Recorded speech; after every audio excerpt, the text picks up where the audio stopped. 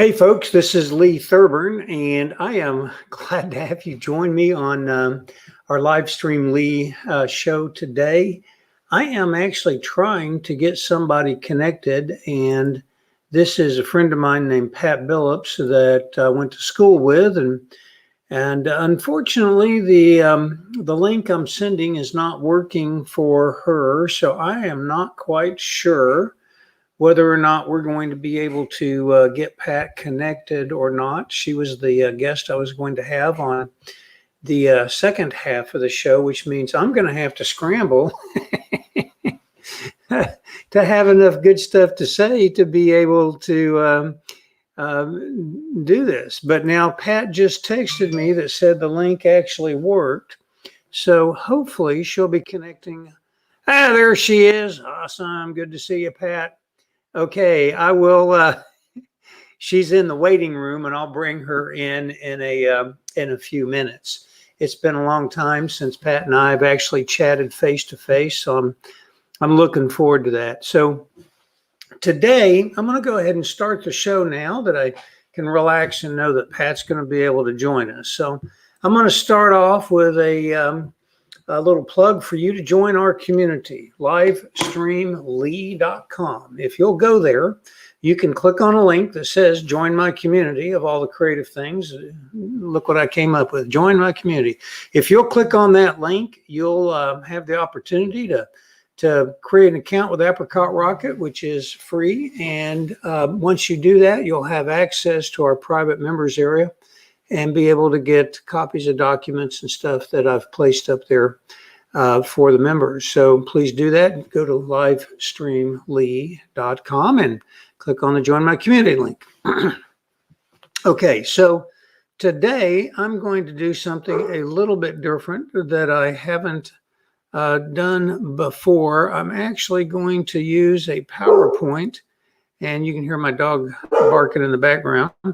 I'm going to use a PowerPoint, and I'm going to talk about value chains. Now, value chains are something that to some degree seem kind of self-obvious, and then there's also a little deeper dive that you can do into it. So not knowing for sure what you know about value chains and value chain analysis, I thought I'd do just kind of a quick review of that. And I think I've got somebody at my door too. Wouldn't you know, it all happens at live stream time. Okay, so a value chain is basically the supply chain process between where you get products, where your company fits in, and your customers. So you have suppliers for your business, and that delivers to your customer. And there is some languaging that goes along with value chain analysis. And so if I look at that simple value chain, what you're really talking about are inbound logistics, operations, and outbound logistics. And included in that would be things like marketing and service and so on. So you have your company in between, but the languaging would typically be related to inbound logistics and outbound logistics, with what you do as a company being the operations piece of that. Now, if you elaborate a little bit more, a slightly more complex value chain would actually look like this. You would have a factory somewhere back in the supply chain that would make whatever products or services you use in your productive process. And then they would ship that typically to either a wholesaler or a supplier, but let's just say they ship it to your supplier, who then ships it to your business. You then spend money and effort marketing to get customers who need the services that you've got. And then, of course, you also provide support to those customers. So that's a slightly more complex look at a value chain. A little bit more deeper dive, when you break the components out a little bit farther, the factory adds value. And in the production process, the dollar signs basically just show each of the sort of the value adds that occur in the chain. So the factory takes raw materials. Now, they also have suppliers that supply them typically. So all the way back to, the raw material, the ore, whatever it is that is being used in the very first link and the very first supplier in the value chain, the factory gets products in, they make products, they ship those to the distributors.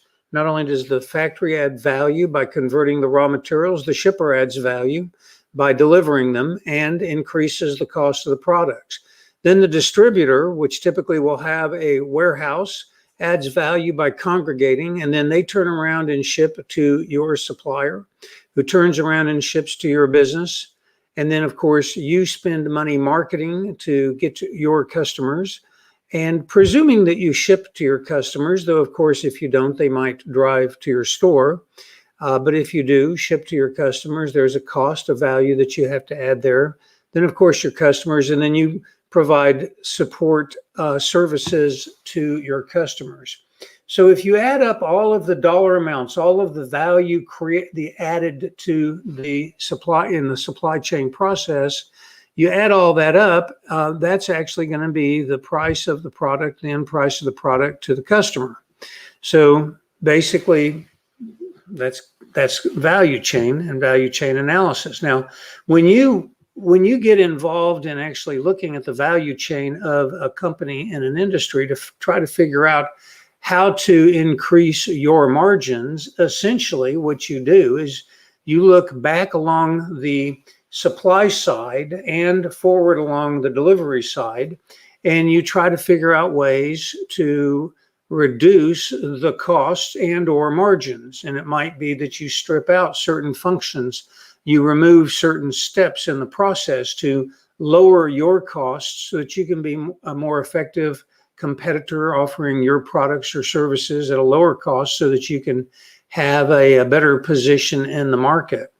Now, if you have more than one component or input, like let's just say you're making SUVs, you're General Motors, and you're making, SUVs out in Arlington. Well, each product that is a component of your finished product has its own value chain analysis that you can go through. So value chain analysis can be extremely detailed and can take a lot of time. And this is not a new area by any means. This is something that lots of big companies hire lots of smart people to get involved in. But you can look at the cost components either behind your company from your suppliers up to you or forward in your distribution and marketing processes and look for ways to get greater efficiency. And this is really largely what business management is all about. So value chain analysis is really nothing more than looking carefully at each step along the sequence of adding value and figuring out ways to become more efficient. It might be buying in higher volume. It might be changing the process so that you can strip out some steps, some duplications of efforts, and so on. Now, different industries have slightly different value chain processes. Now, this is a chart that is loosely based upon a book by Michael Porter called Competitive Advantage, which was published back in the 1990s. The second edition was in 1998. And so anybody that's doing value chain analysis has a tendency to borrow heavily from Michael Porter's seminal work in this area. But for a manufacturing company, the value chain components are broken into primary and support activities. Well, let me just say that that's the way you break it down for all companies. There's primary and support activities, but they can vary a little bit which is primary and which is support. For a manufacturing company, the primary activities are inbound logistics, the operations, the outbound logistics, marketing, sales, and then service. The support activities would be what you see here on screen, general and administrative, human resources, technology, and then procurement services. Now, obviously, not all businesses are manufacturing businesses. You have retail businesses and service businesses. So for a retail business, which Pat has some experience directly with because she ran one for quite a while, you have building vendor relationships where you're sourcing and partnering with vendors.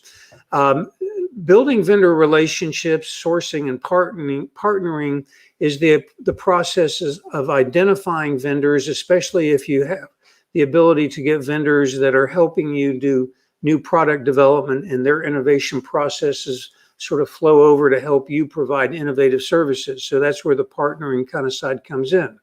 Once you have your vendor relationships in place on an ongoing basis, a procurement department will be generally responsible for purchasing. Now, if you have J.C. Penney's or some big store like Macy's, you're going to have a whole department of procurement people that they get involved in the vendor sourcing and building the relationships, but they also do the regular everyday ordering, the procurement. Then, depending on the size of your company, you'll have a warehousing operation. If you're a single location, that might just be your back room. But if you're a big chain outfit, you'll have your own warehousing and your own distribution, and then your store operations. And of course, you have to get customers into your store. So your primary activities will be the ones that you see listed out. Now, because procurement is so central to the retail operation, getting products that are appropriate for the market and the market conditions, procurement actually is a primary activity in a retail operation. But general administrative, human resources, and technology would typically be support. If we look at the next kind of industry, a service industry, say engineering. Now here I'm thinking of an engineering company that does contract engineering. Maybe they do HVAC engineering for major manufacturing plants or chemical plants, or major building HVAC engineering, mechanical engineering for high-rise office or large office buildings. They'll typically have an R&D department, which R&D might in some cases be considered a support activity, but for an engineering company, it would be a primary activity. Then they'll have the engineering solutions process. This is to some degree their internal operations. Then they'll have the design solutions. So figuring out how to, R&D is to find new technologies and new ways of accomplishing. Engineering figures out how to put them together. The design department puts them together in a fashion that'll fit into the building that they're building. Marketing and sales is all about getting customers. And then you would have on-site services where you send an engineer out to oversee the installation of the solution that was both engineered and designed. So this would be how an engineering services company might approach value chain analysis. And then a legal company, because there's so many lawyers out there, I thought I'd throw in a legal services sort of analysis. Very similar to engineering, you're going to have research. So when there's a new client that's brought on board, and there might not be litigation, there might be litigation, it doesn't matter, but a big company that's hired a new law firm, that law firm is going to do a lot of research to understand the intricacies of the law as it relates to that particular company. Whatever that might be, it could be product liability, it could be any number of things, but product liability is a big one. Then they'll develop strategies. They'll formulate a strategy to be able to either implement for a solution to a problem that's coming up or to try to prevent problems. So they'll formulate a strategy, then they'll get into the detailed design of how to implement that strategy for that particular company. Strategy implementation or solution implementation might be either in the form of litigation support or consulting. And then, of course, you have marketing and sales, because all businesses need to be able to get new customers, and marketing and sales is always a primary activity for every business. So these are a couple of different sort of generic examples of how value chains would be presented or would be seen as you're looking at a variety of different industries. Now, in future days, Tuesday and Thursday of next week, I'm going to be looking in detail at a couple of specific examples. Fresh Direct, which is an online grocer up in the New York and Philadelphia area. And then I'm going to be looking at a comparison of Amazon and Walmart value chains and see how they are utilizing their value chain analysis and strategies to be able to give them a stronger competitive position. But now I'm going to bring Pat Billups in, and Pat, I looked for a little bit more current picture of you, but this is what I found on LinkedIn. And I wanted to just tell people that I went to school with you, and I remember almost failing cost accounting, but fortunately, I knew you, and you and I did some studying together, and I was just always amazed at how bright you were and how that stuff just kind of gelled in your mind. I don't think I would have made it through cost accounting without your help. But Pat graduated with an undergraduate degree in accounting in 1984. I think she was about a year behind me.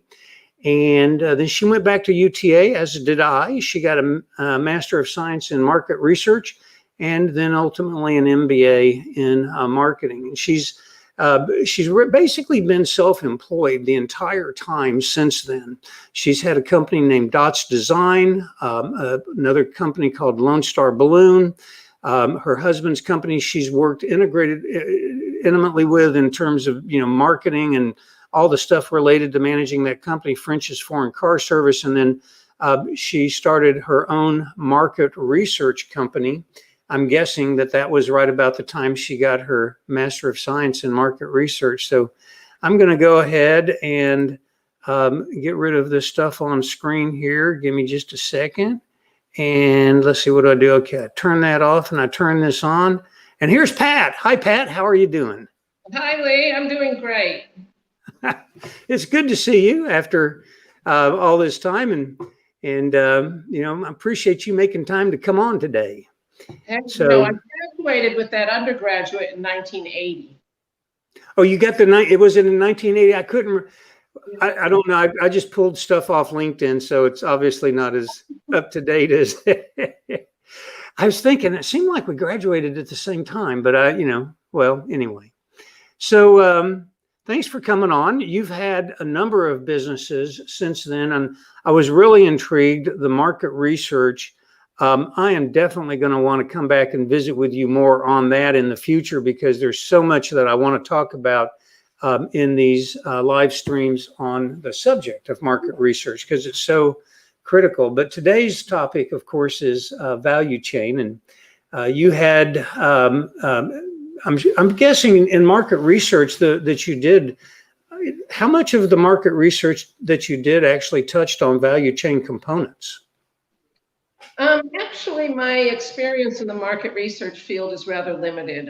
It was not a strong suit for me, so I didn't stay in that industry very long. So, no, okay. I didn't have anything to do with the value chain too much in that arena, more so in the wholesale business where I was a distributor, but, and also in the auto repair, there was a lot of that going on.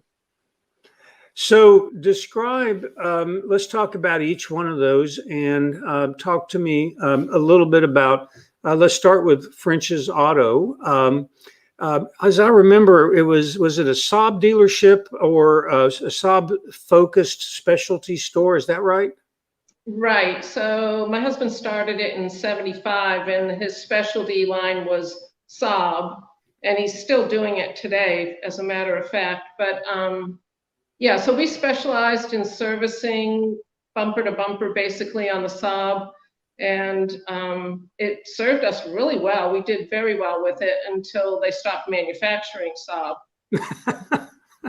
Well, initially that was a boom because the distributors or the dealerships went away. So everybody that was going to the dealership for service went to the independent market. And so we had quite an influx of business at that point. But time has its consequences, and those cars have petered away, and we don't have a lot of that anymore. So over time, the business migrated into what, other brands, other makes and models, and is that what you did for that business? No. So it was 2011 when Saab stopped manufacturing, and so there was still quite a bit of current models on the road for several years after that. So we were fine for a while. And then Tom was approaching his retirement years, and we decided to just let it take its course. And the reduced volume played in well with his retirement plans. Okay. Well, yeah, it's just kind of gradually sort of, not so much died off as slowed down. So, well, I guess that works well. So, how much how critical was to that business being able to find sources of products and or parts and get them in? I'm presuming that's a fairly critical thing. Was there any unique challenges with getting Saab parts either before or after Saab decided to close down? Yeah, there were. So, when you work on a make and you only work on one make, you work on all of them, regardless of how old they are. And so the older cars may or may not have the parts in the new car or the new part market available. And so then you have to start sourcing the used market and the remanufactured market. And so that takes you pretty much all over the country. We did do some international searches for parts, but it's where there's a need, someone will fill the gap. And so there were companies that would pop up that would start remanufacturing a particular component that we needed. And so we would keep going that way. And sometimes you had to rebuild it yourself, sort of thing. So I'm guessing since this business, French's Auto Trends, sort of existed significantly on both sides of the age of the internet, I'm guessing that it became a whole lot easier to find parts after the internet started becoming available where people would list stuff for sale. Is that correct? Yeah, certainly the internet did open up a lot of possibilities for us. I mean, prior to that, it was word of mouth and following a chain of contacts. You'd call your usual source and they'd recommend somebody else, and it's like following breadcrumbs until you find the source that you need for what you're doing. In one case, we actually went to a plastics manufacturer locally to manufacture some parts we couldn't get. So we just took them a good part to copy, and they just manufactured some duplicates for us. When you did that, did you then turn around and make them available to other people and sell them, or was it just for your own internal use? No, yeah, we did put them on the market for other shops that were servicing the same cars and sold off. In fact, yeah, we sold out the inventory that we had manufactured. Okay. Well, talk to me a little bit about the Lone Star Balloon business. You had that for quite a while, and I'm guessing it was at least reasonably successful, or you wouldn't have had it for so long. So, how did you get into that business, and what was the sourcing situation, the supply side situation like for you? Did you somebody hand that to you because they'd already built it, or did you have to go out and build it yourself? Kind of talk about that. Okay, so I got into it through a chain of events and various interests, I became what was known as a balloon decorator. So I would go into events and I would do the balloon decor for the events, corporate, private, all sorts of different types of functions.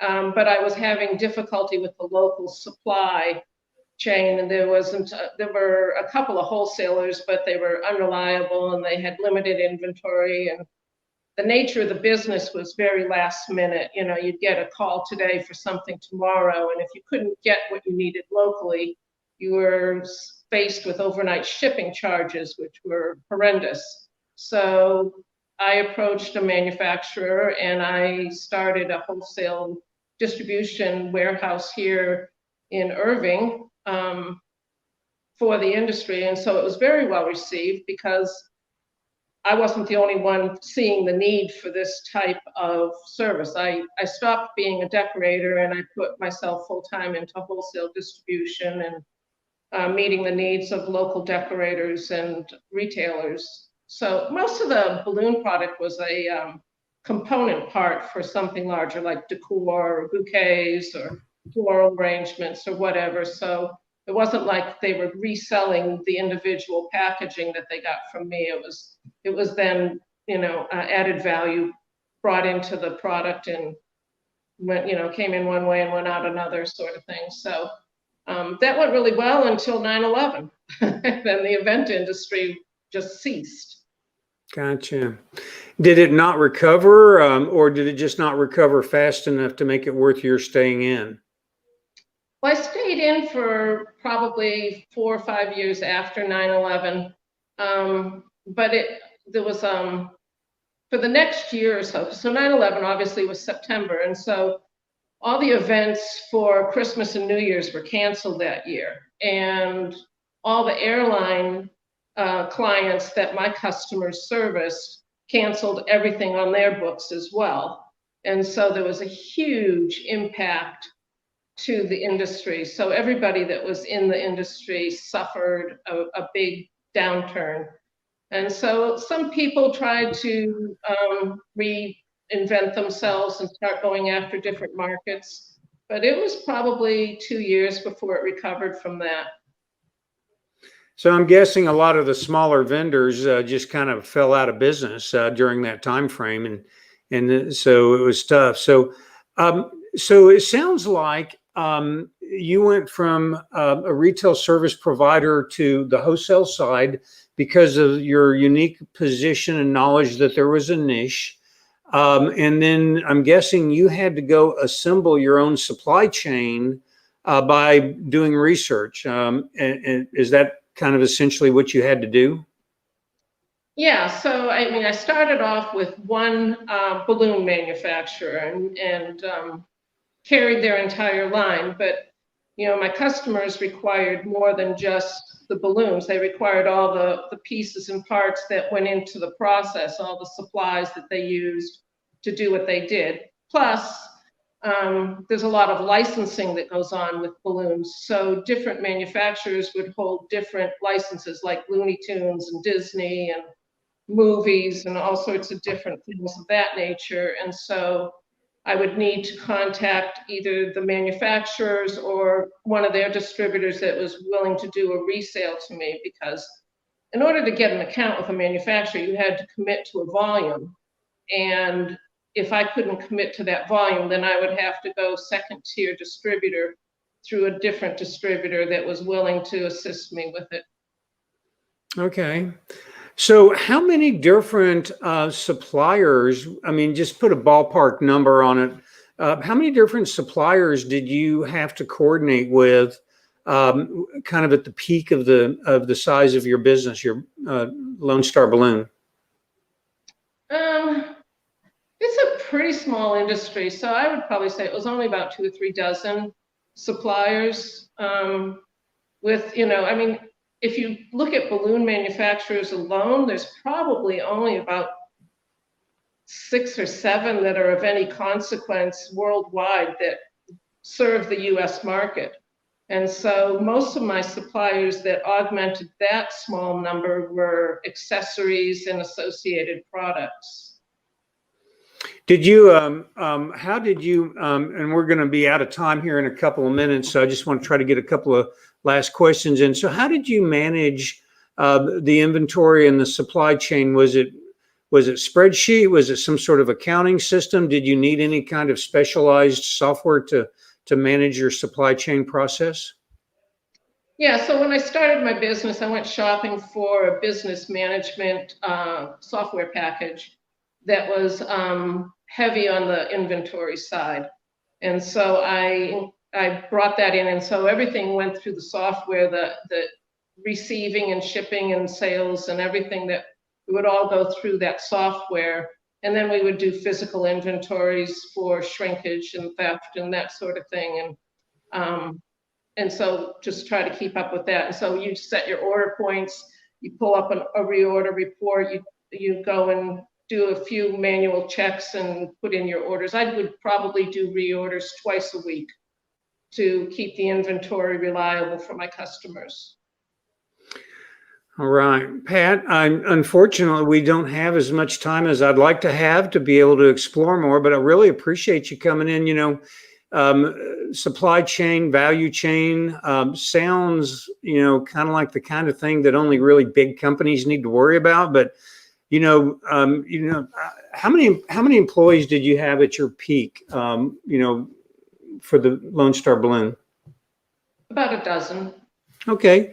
So while it wasn't a great big business, it was a nice little business. Having a dozen employees is a pretty good size little business. But, a lot of times when people think about value chain, they only think about like General Motors and the huge businesses. But the reality is it's an important part of tens of thousands, hundreds of thousands of smaller businesses, which are the backbone of our country. Pat, thank you so much. I'd love to invite you back to talk about market research, because there's so much importance on, finding out, figuring out. I call it a target-rich environment. It's the small business needs to know where their customers are, and talking about how they do that, how they figure that out, is a large part of what I want to do. So hopefully you'll be able to come back sometime in the not distant future and share some of your Master of Science and Market Research wisdom, because that's one of those things I thought about doing, but just didn't have the patience for. So I'd like to pick your brain at some point in the future. I'd be happy to, Lee. Thank you. Thanks for joining us, Pat. We'll talk to you soon. Yeah. Folks, I'm going to just do a quick shout out to my interviewee tomorrow, who is Jackie Shapiro. Jackie has a business here called Shapiro Hearst. She and her partner, Jelaine Hurst, started this business. It is a credit restoration and repair and recovery business. And they've been quite successful at establishing a strong position in their industry. And I'm going to ask Jackie as many tough questions as I can about what kind of obstacles she ran into and hurdles that she had to overcome, and how she did that. So please join me tomorrow at 3:00 when we talk to Jackie Shapiro. Thanks. And again, thank you, Pat, for making time today. That concludes our broadcast. See you tomorrow.